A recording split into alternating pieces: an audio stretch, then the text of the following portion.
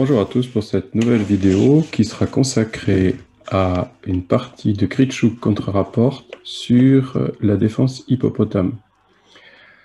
Alors, je ne vais pas faire de cours sur la défense hippopotame en tant que telle, mais simplement ici un plan élaboré par Gritchouk qui me semble intéressant pour jouer contre. Alors, si on prend l'ordre de coups de cette partie, cela commence comme une défense moderne. On voit ici D6, G6, probablement fou G7, et on peut encore s'attendre à ce que ça puisse se transformer en défense birch si les noirs jouent cavalier F6. Après cette série de coups, fou E3, qui est le coup habituel dans les défenses modernes, eh bien, Rapporte va jouer A6. Alors, évidemment, on peut imaginer qu'il va pousser B5, mais vous voyez, un coup très souple, on ne sait pas encore très bien vers quelle ligne de défense complète Rapporte va se diriger. Après cavalier D7, on a un petit peu plus d'indications. Et bien sûr, il garde la possibilité de jouer cavalier F6, mais il peut encore ici se diriger, voire avec B5, vers une défense hippopotame, dont on verra exactement le schéma plus tard. Voilà ce qui m'intéresse beaucoup dans cette partie, c'est la mise en place des forces blanches par Gritchouk sur cette ligne, sur cette troisième ligne, avec la sortie des pièces mineures.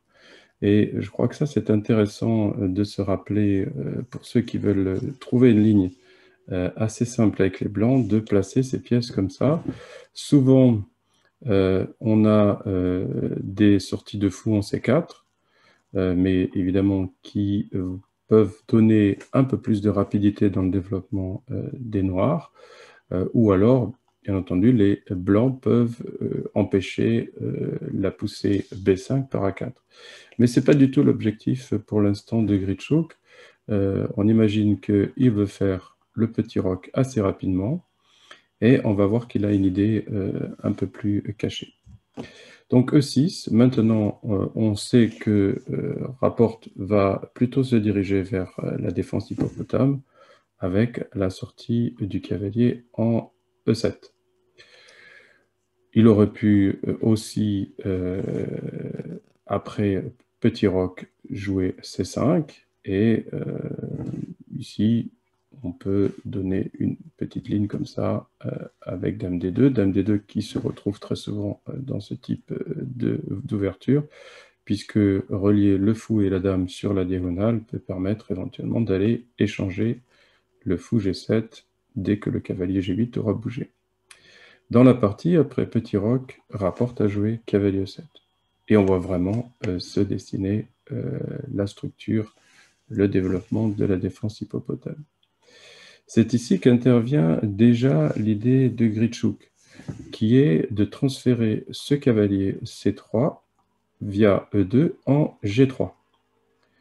Et c'est une idée qui me plaît beaucoup, c'est pour ça que j'ai voulu faire cette vidéo sur le plan de Gritchouk, car on va voir que ça recèle pas mal de subtilités. Après cavalier E2, ici Rapporte à jouer H6, et Gritchouk a transféré le cavalier en G3.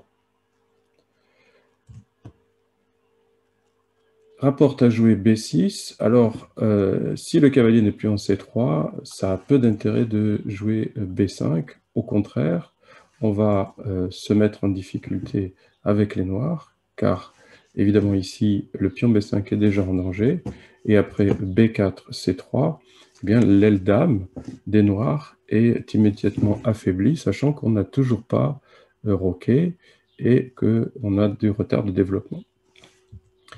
Donc, Rapporte va jouer B6, et Gritchouk va simplement contrer, fermer la diagonale du fou G7, ne plus craindre C5, puisque le pion D4 est très bien défendu. Donc, stabilisation de l'aile dame, et ensuite, fixation complète de l'aile dame par A4. Et c'est intéressant ici pourquoi Rapporte va se diriger vers un déplacement un peu particulier du roi, puisqu'il va en fait transférer son roi à l'aile roi et ensuite en H7 pour essayer de faire passer cette tour. Mais que serait-il passé si simplement il avait joué petit roc?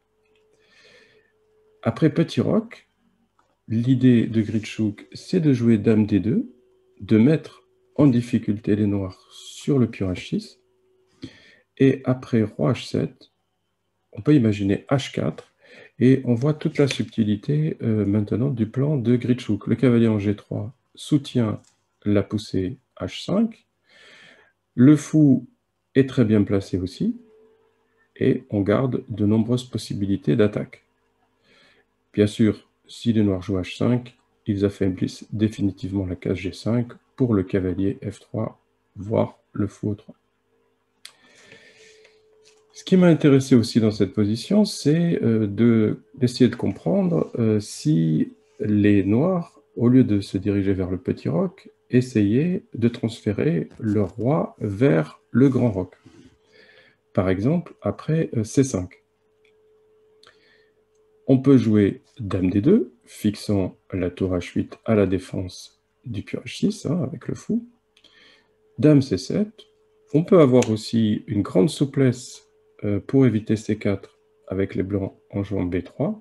Et si les noirs se dirigent donc avec le roi vers le grand roc, alors une très jolie manœuvre de la dame qui maintenant change de diagonale, et je crois que ça c'est vraiment important à mémoriser.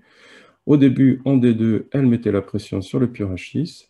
Maintenant, en E2, elle soutient le fou D3 pour mettre la pression sur le pion A6. Et les noirs vont avoir beaucoup de difficultés à résister à l'attaque. On voit que les tours peuvent très facilement, on garde plein de possibilités d'attaque, et l'attaque des noirs à l'aile roi est vraiment embryonnaire. Donc, beaucoup de subtilité, beaucoup de souplesse et de subtilité dans la manœuvre cavalier E2, cavalier G3. Après roi F8, eh bien, Gritchouk a continué à développer ses pièces. Roi G8, on voit le plan de Rapporte. Ici, Gritchouk continue son avancée, sa pression des pions, et roi H7. Et ici, c'est intéressant aussi, puisque Gritchouk a joué tour C1, mais j'aime bien aussi le plan H4, ou voire même A5, B5 pour fixer l'aile dame, et après, s'est dirigé vers une attaque sur l'aile roi, toujours en gardant ce vis-à-vis ici, fou D3. Par exemple, C5, on peut prendre une fois et jouer H5. Et bien sûr, on ne va pas dire que les blancs sont immédiatement gagnants, mais la pression est grande, et si on continue par exemple comme ça, on voit que la tour est maintenant totalement enfermée, et un plan comme cavalier H2, cavalier G4, et puis un plan assez classique dans ce type d'attaque, et les noirs, à mon avis, auront beaucoup de mal à résister, ont peu de contre-jeu. Donc ça, c'était H4 sur roi H7. Dans la partie, Gritchouk a joué tour C1, ça va très bien aussi. Et vous voyez ici un aveu d'impuissance de Rapporte, c'est qu'il a mis le roi en H7, mais il ne trouve pas de solution pour se développer, et il revient avec le roi. Et beaucoup de tranquillité dans l'attaque de Gritchouk, ici, dame D2. Vous voyez cavalier F8, cavalier D7, bien sûr c'est une partie blitz, c'est jamais évident de trouver des plans, mais on voit que toutes les idées, le contre-jeu par B5, par C5, par G5 qu'on retrouve dans la défense hippopotame, qui est ici caractérisé par ce type de développement des pièces mineures, eh bien, a été complètement détruit par la manœuvre cavalier E2, cavalier G3.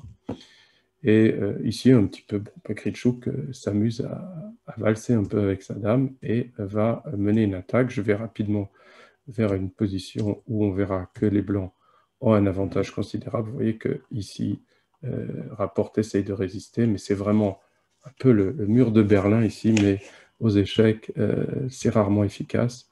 il est obligé de jouer quelque chose, mais il donne beaucoup de trous. Et ici, on voit maintenant apparaître de nombreux trous dans la position des noirs. Et encore une fois, je vais assez rapidement.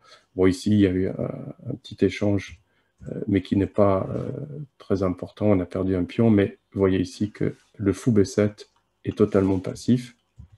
Et encore une fois, je vais assez vite parce que ce qui m'intéressait, c'était surtout l'ouverture.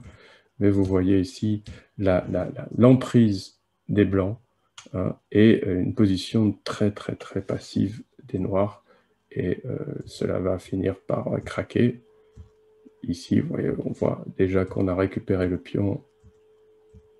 Et juste pour terminer, ici, vous voyez, là, les pions vont aller à dame et on termine par tour prend D7. Cette manœuvre très subtile de Gritschuk, de passer, de transférer le cavalier C3 en G3, de pouvoir contenir l'attaque des noirs à l'aile droite, s'ils cherchaient à faire H6, G5, à contrer le plan des noirs par B5, puisqu'il taperait un peu dans le vide, et ce serait qu'un affaiblissement de l'aile dame, ou C5 par C3 qui bloque la diagonale du fou G7. Alors, on ne va pas considérer ça comme une réfutation de la défense hippopotame, on n'en est pas là, mais simplement montrer qu'on peut avoir un plan assez général avec la sortie de ces 4 pièces mineures et ce transfert de cavalier, et ensuite dame D2, voire dame E2, si les noirs font le grand roc. Voilà pour cette présentation de cette partie de Gritschuk. J'espère que ça vous aura plu. À bientôt. Au revoir.